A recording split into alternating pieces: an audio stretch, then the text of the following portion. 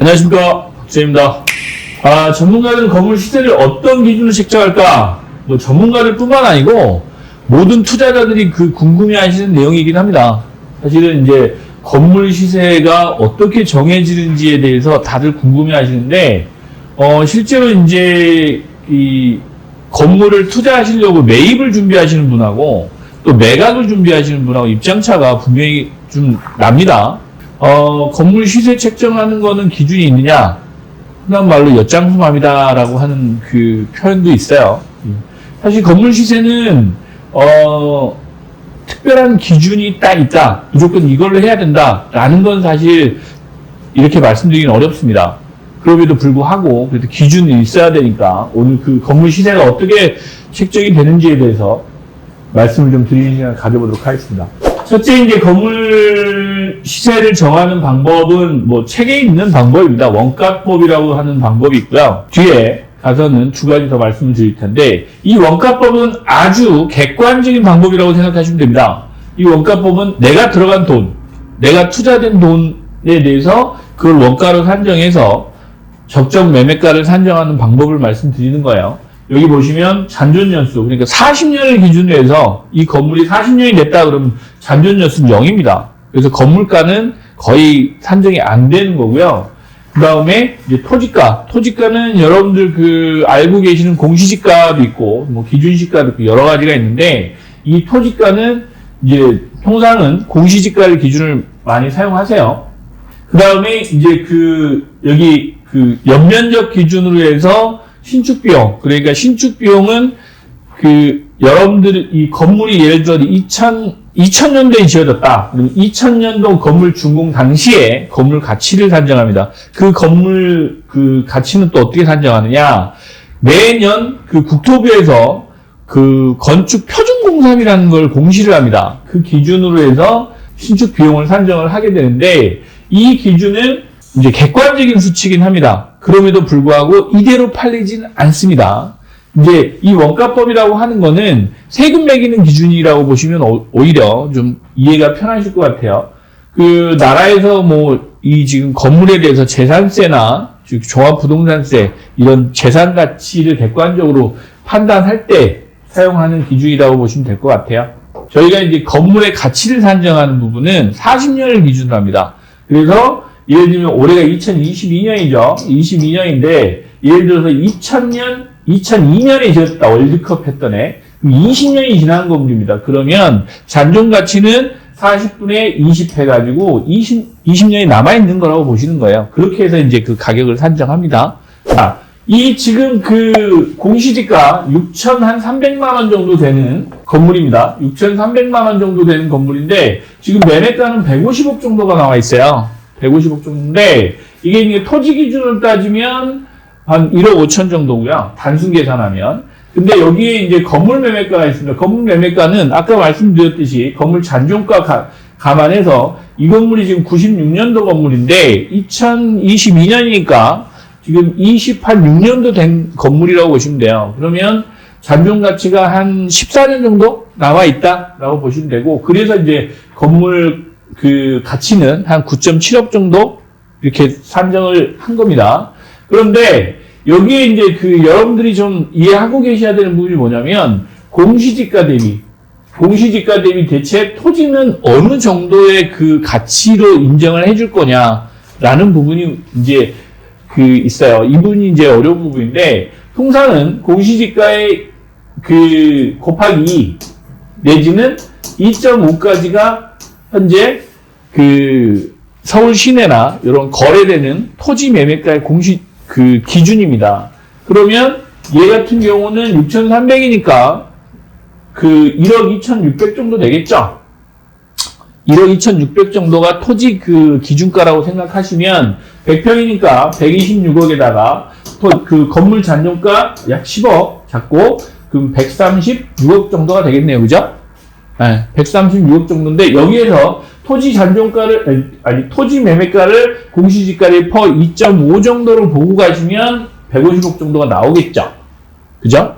그래서 지금 2.5와 2배와 2.5배 사이에 지금 매매가가 산정돼 있다라고 보시면 될 것 같아요. 그럼 이게 뭐 적정하냐? 라고 물어보시는 분이 많은데, 그거는 또 별개의 문제입니다.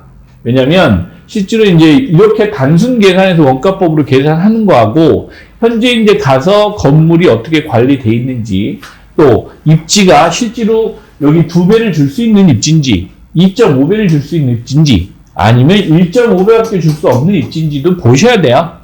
사실 보셔야 되기 때문에 원가법을 기준으로 해서 객관적인 어떤 수치를 산정할 수는 있지만 실제 거래되는 가격은 다른 문제다. 자, 그렇게 해서 지금 저기 참고로 한번 말씀드렸는데 이해가 되셨을지 모르겠어요. 근데 이 지금 매매가 산정할 때는 가장 기준이 되는 게 이 공시지가를 좀 참고로 보시면 될 것 같아요. 공시지가하고 그 다음에 중복연도, 그 다음에 여기 이제 용적률을 보시는 정도가 이제 이 건물 가치 산정하는데 가장 중요한 포인트일 것 같습니다. 연면적을 빠뜨렸네. 연면적 좀 보셔야 됩니다. 요 지금 3가지 하고 지금 공시지가 한 4가지 정도가 원가법으로 저희 건물가 산정하는 데는 가장 키포인트다. 자, 원가법 언제 쓸까? 라는 부분인데 이 부분은 여러분들이 이제 세금 내실 때 사실 아까 가장 많이 쓰인다고 말씀드렸죠.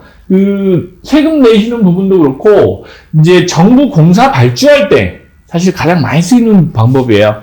정부 공사에서 표준 건축비를 산정할 때 보통 지금 여기 보시면 한 450에서 550 사이에서 표준 건축비 발주가 나갑니다. 그런데 이제 정부도 왜냐면 정부 공사가 있으니까 그런 부분도 감안하고, 왜냐면 지금 표준 공사비 원가를 계속 이제 공시를 하는데요. 매년 공시를 하는데 저 부분은 여러분들 연초에 재산세 부과하는 기준이기도 하지만 여러분들 리모델링을 하거나 신축을 하실 때 취등록세를 납부하실 때 기준도 냅니다. 예를 들면 직접 여러분들이 예를 들면 아파트를 짓거나 이러지는 않겠지만 오피스텔이나 근린생활시설, 그러니까 빌딩이죠. 꼬마 빌딩 지으신 분들 많이 있으시잖아요. 그죠? 근데 그럴 때 지금 취등록세 기준으로 해서 참고를 합니다. 왜냐하면 신고를 안 하신 분들은 저 기준으로 납부돼요.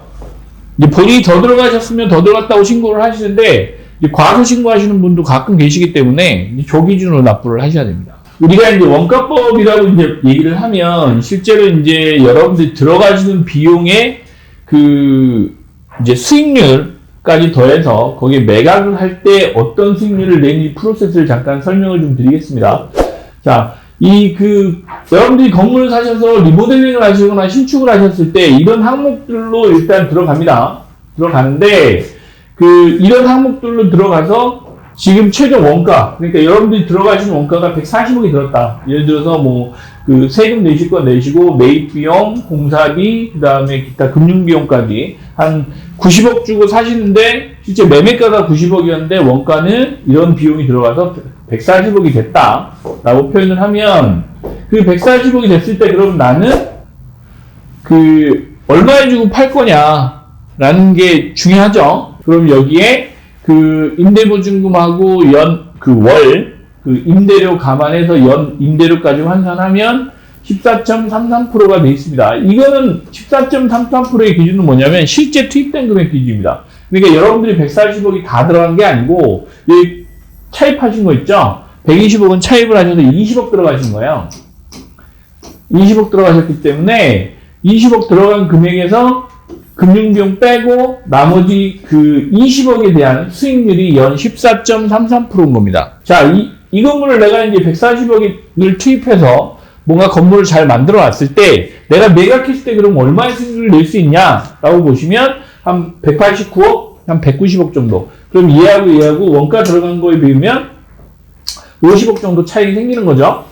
50억 정도 차익이 생기면 내 실제 투입된 금액이 20억이었기 때문에 250% 수익이 나시는 거예요. 여러분 자본 20억 들어가셔서 50억의 수익이 나셨고 50억 수익 난 거에 법인으로 사시나 개인으로 사시나 이제 세금 내고 나면 순수익은 차이가 나겠지만 전 수익은 250% 수익이 나신 거다. 단순히 여러분이 사셔가지고 리모델링이나 저기 신축을 안 하시고 기존 건물을 보유한 상태에서 계속 기존 임차인을 가지고 수익을 내신다라고 하면 이런 수익을 내시기는 어렵죠.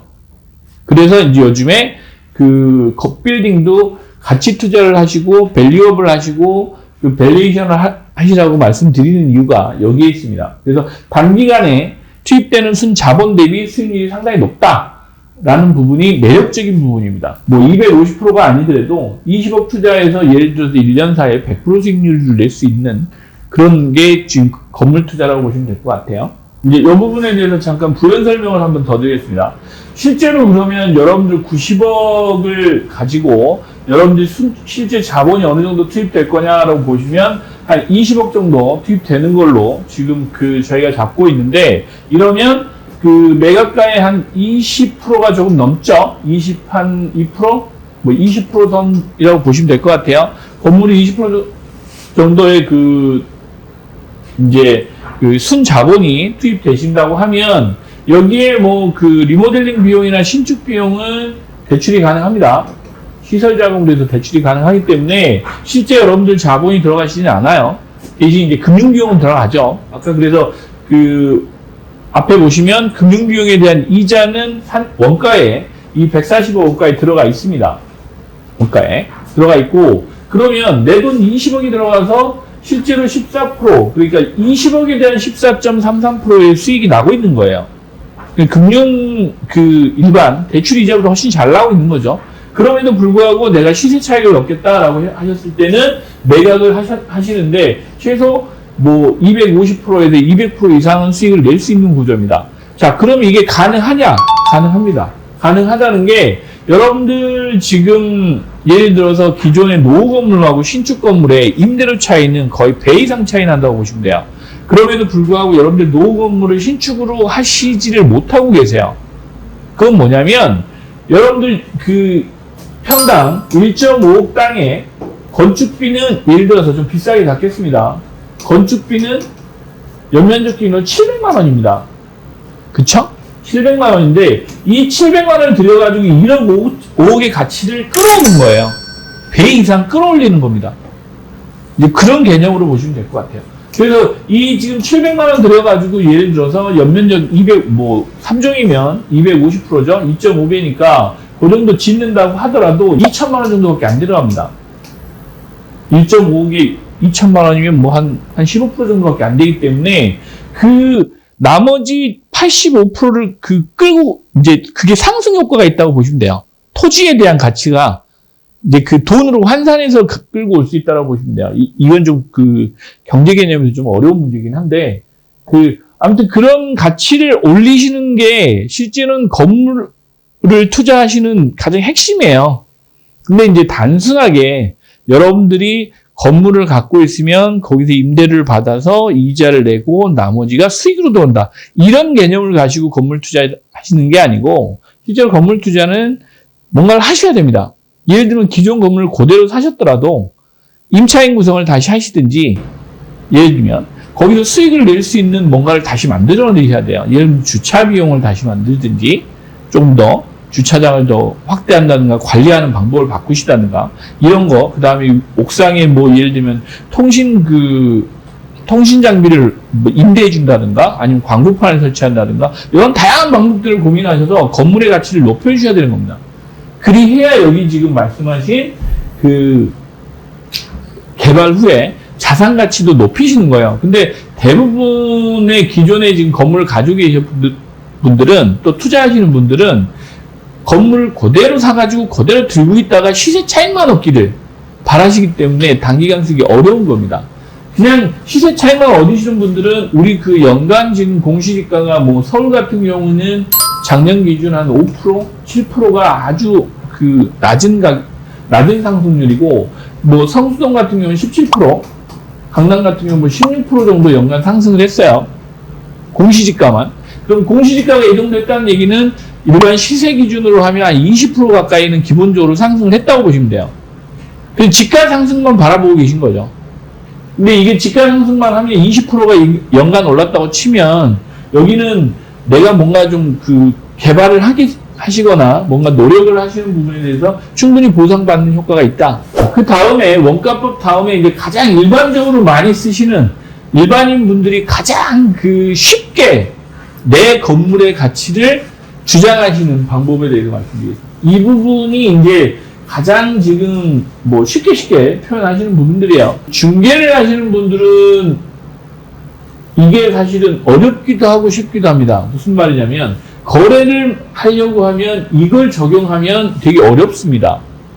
어렵게 되는 게 왜냐하면 케이스 바이 케이스거든요. 입지에 따라서 다르고 그런데 대부분 이 매각하시는 분들은 제일 비싼 걸 기준으로 내 가격을 산정하기 때문에 중개를 하시는 분들은 사실 애로사항이 좀 있죠.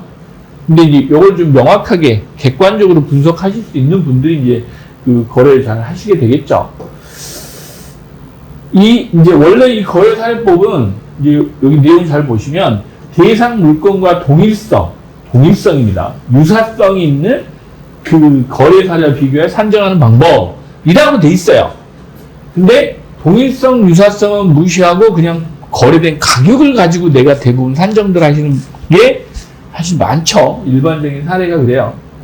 예를 들면 아파트 여러분들 거래하실 때 보면 저 최근에 예를 들어 10억에 거래됐대. 나는 그럼 10억 5천 이렇게 하시는 분들이 많아요.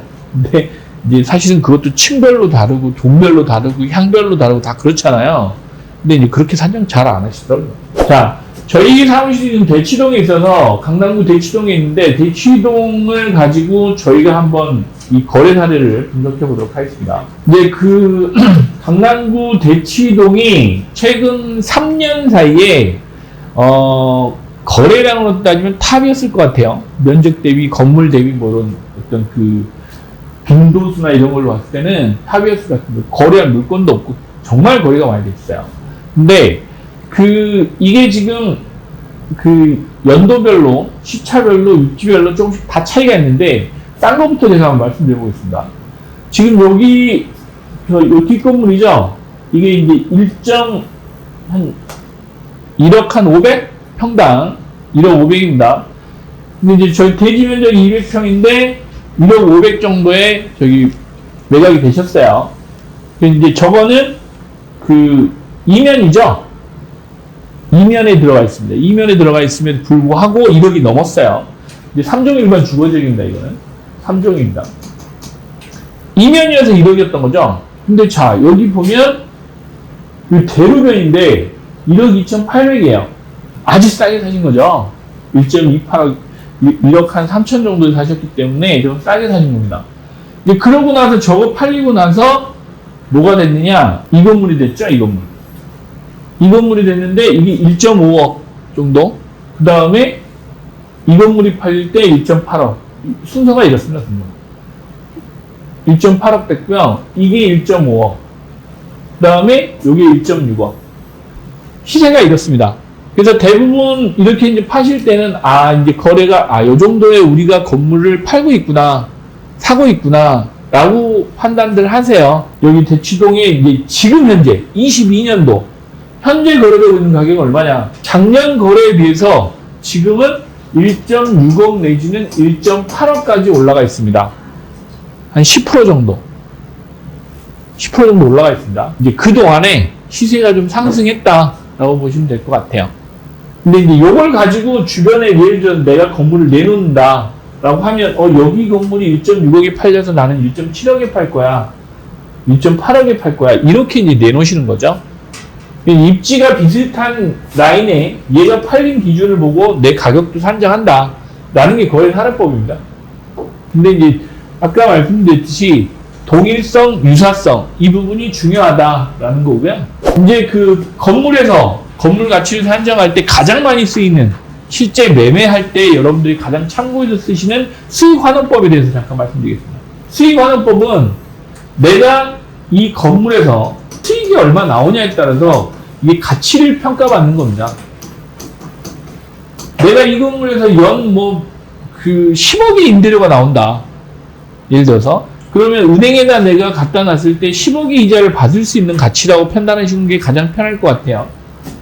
근데 은행 이자가 예를 들어서 요즘에 한 3.5%? 대출 이자가 4%죠? 그 기준 정도로 맞춰가지고 예를 들면 연 4% 기준으로 해서 내가 뭐 한 그 40억의 수입이 난다. 그럼 4% 잡으면 1,000억입니다. 1,000억. 그렇게 산정하시면 됩니다. 간단하게. 지금 A 빌딩하고 B 빌딩 지금 말씀드린 수익률 3.57%, 1.2%인데 이 수익률은 연 임대료. 예를 들면 얘가 지금 연 임대료면 2,800이니까 한 3억 가까이, 3억이 좀 넘죠. 그런 임대료 가격에 매매 가격에다 보증금 뺀 겁니다. 단순 계산법으로 그렇게 하는 거고, 여기에는 연 임대료에 관리비 부분이 있어요. 그 다음에 기타 수입이 있습니다. 기타 수입은 이거를 뺄 건지 말 건지를 고민해 보셔야 돼요. 왜냐면 건물 규모에 따라서 관리비 같은 경우는 매달 지출되는 비용이 있는 건물도 있고 없는 비용도 있어요. 왜냐면 건물 크기에 따라서 뭐 관리인이 있고 주차 관리인이 있고 이런 건물도 있고, 또 그게 관리인이 없이 그냥 건물 꼬마 빌딩 같은 경우는 소유주께서 직접 관리하시는 건물도 있기 때문에 그런 비용은 일단은 제외하고 말씀드린 겁니다. 근데 이제 여기에 수익률에 영향을 미치는 부분도 있어요. 왜냐하면 관리비 지출이 있으신 부분들은 이제 임대료에서 비용이 추가로 나가야 되기 때문에 순수익률하고는 상관은 없죠. 근데 지금 단순하게 계산하는 것만 놓고 보면 임대료에서 매매가, 그 보증금 제외한 그걸로만 수익률을 계산해 놓은 방법을 말씀드린 거고, 영향을 미치는 거는 여러 가지가 또 추가로 있다. 그건 나중에 기회가 될 때 다시 한번 설명을 드리겠습니다. 수익률 가격 산정하는 방법은 지금 좀 전에 말씀드렸듯이, 자, 그러면 아까 조금 전에 임대료 기준으로 수익률을 산정을 했더니 3.57% 이렇게 나왔다. 그런데 그 가격이 그럼 매매 가격이냐라고 이제 하시는 분도 있어요. 실제로는 그렇게 하진 않습니다. 요즘에 이제 그 매매하시는 분들, 그러니까 매각을 하시는 분들 기준은 작년 기준으로 그 연 수익률 3%를 기준으로 해서 한참 그 내 건물의 가격을 산정하셨어요. 3%를 기준으로 했는데 이게 지역별로 또 차이가 있습니다. 지방 같은 경우는 3%가 아닙니다. 지방은 그 지가가 싸기 때문에 그 수익률이 상대적으로 높아야 됩니다. 실제로 5%에서 7% 정도 나와야 이게 그 지방 쪽은, 서울에서도 강남은 실제로 3% 수익률이 안 나옵니다. 요즘 최근에 매매가 산정하셔서 지금 그 매물로 내놓으신 것들 보면 강남 같은 경우 1.5%에서 2%도 넘기가 쉽지 않아요. 수익률이 1.5에서 2%인데 이거 왜 사요? 라고 물어보시는 분들이 많아요. 자, 가치를 가지는 거예요. 강남 거 건물을 사실 때는 가치나 목적이 분명히 있으셔야 됩니다. 자, 강남은 지금 현재 보시면 땅이 한정돼 있으니까 그 강남에 뭔가 땅을 가지고 싶으신 그 욕구가 강해서 그 돈을 주고라도 나는 충분히 지불하고라도 난 보유하고 싶다라는 가치예요. 그 다음에 두 번째 목적이라고 말씀드렸던 거는, 왜냐하면 비즈니스를 하시는 분들, 사업을 하시는 분들의 강남을 필요로 하시는 분들이 있어요.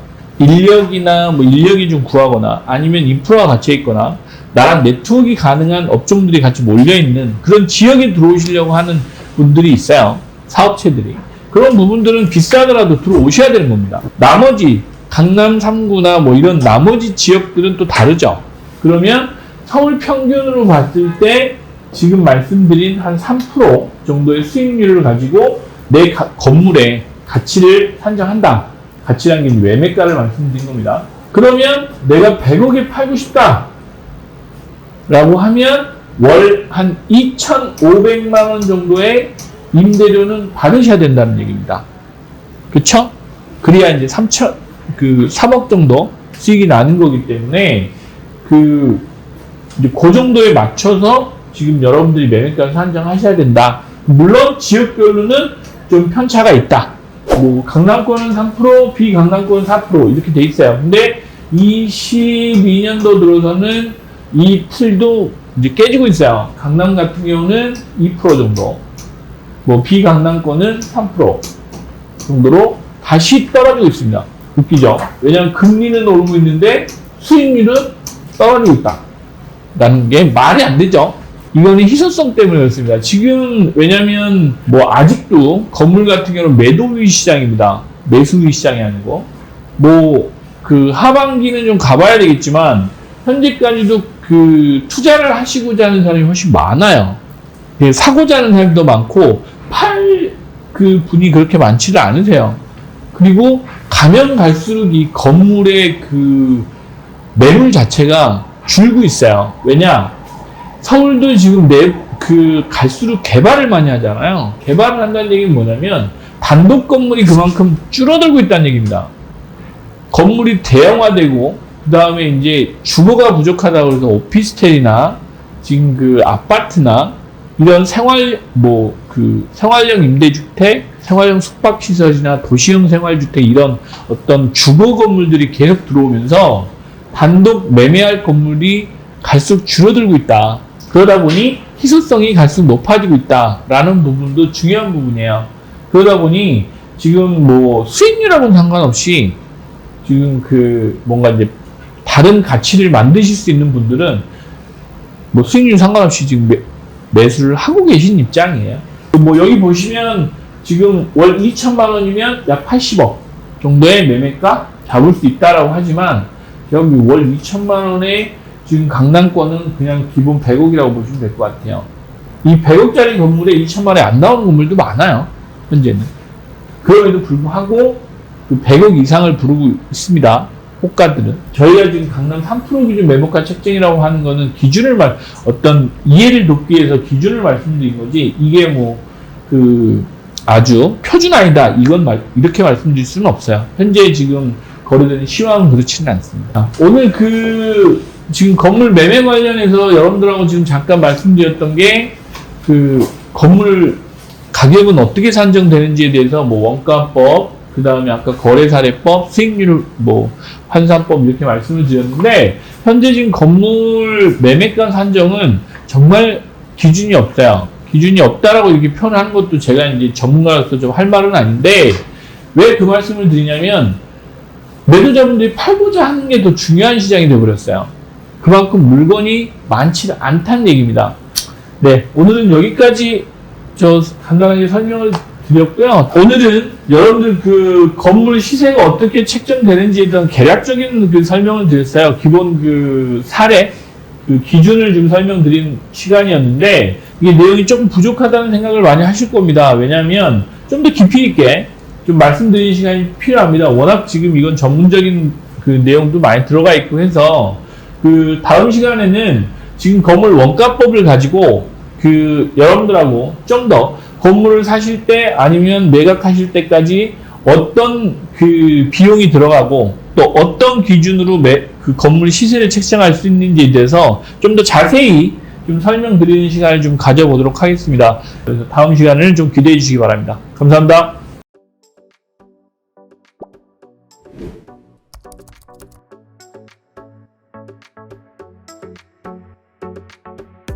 그럼 좋아요, 구독, 알람 설정까지 여러분의 성공 투자를 함께 하겠습니다.